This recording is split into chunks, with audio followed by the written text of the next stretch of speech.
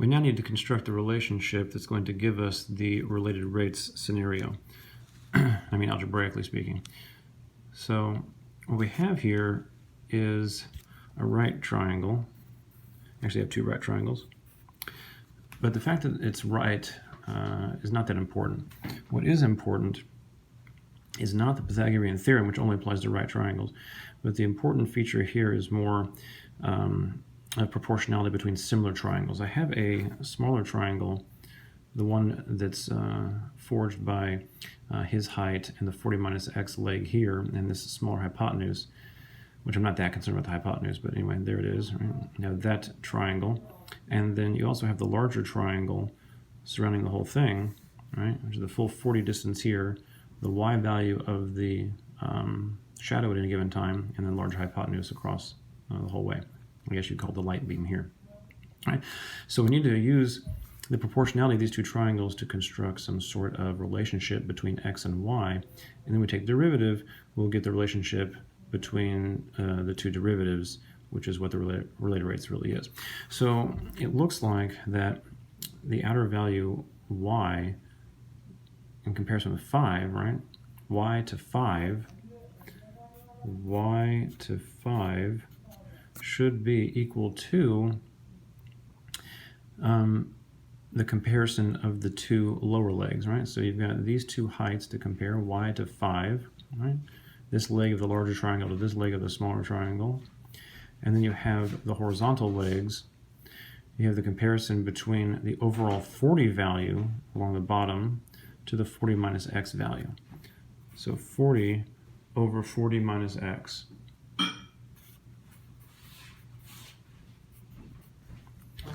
So there's our proportionality between the two similar triangles. All we need to do now is take the derivatives. All right, so I'm going to go ahead and multiply both sides by 5 first, just to make it that much easier to look at. So we'll have y equals 200 over 40 minus x. And I'm going to go a little bit further even and write this with the 40 minus x denominator in the numerator in a sense. I'm going to bring it up here as a negative exponent, just because there's no reason for me to do a full quotient rule on this expression whenever the numerator is constant. It's kind of a waste of time. So always bring up the denominator when it has a variable if the top is a constant, and just makes it easier to take the derivative without doing a full quotient rule. So now we can take the derivative on each side of this equation, and we should get our related rates. So we should have dy dt on the left, and applying the same derivative operator d dt to the right, it would bypass the 200. The 200 just sits there. It will apply itself to the 40 minus x to the negative first. The negative 1 will come down. 40 minus x will stay the same because it's the inner function. And the power will go down to a negative 2. And then when you take the derivative of the inner function, 40 minus x, which should be negative dx dt. So there's our related rates now. The derivative with respect to t of the variable y is related to the derivative with respect to t of the variable x. So now we can cancel these negatives here and here. They're not really doing anything. And I'm going to push the 40 minus x to the negative 2 back down to the denominator. Okay, so this should look something like dy dt is equal to 200 over 40 minus x quantity squared. I'm going to write times dx dt on the outside. It's usually the way people write these things. Even though dx dt is really in the numerator in some sense, most people, since it looks like a ratio, even though it's a derivative, they tend to write it on the outside like this. All right, we want to find this when x was 10, right?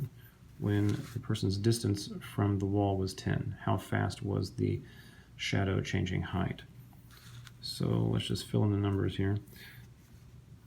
dy dt when x is 10 should be 200 over 40 minus 10 squared, and dx dt we said was negative 2 from the beginning. So negative 2 there for that. All right, 40 minus 10 is 30. So 30 squared, we can cancel some 10s above and below, it looks like. So you'd have 200 over 30 squared times -2. But of course you can take out the 10 squared in here with the 100 in here, so it's really like 2 on 9. So -4/9 it looks like. -4/9. Again, this was a change in height, so that was measured in feet from the beginning of the problem, and time was measured in seconds. According to the dx dt rate of change here, they said it was 2 feet per second. So our dy dt change this way should also be in feet per second, as long as all the units were consistent.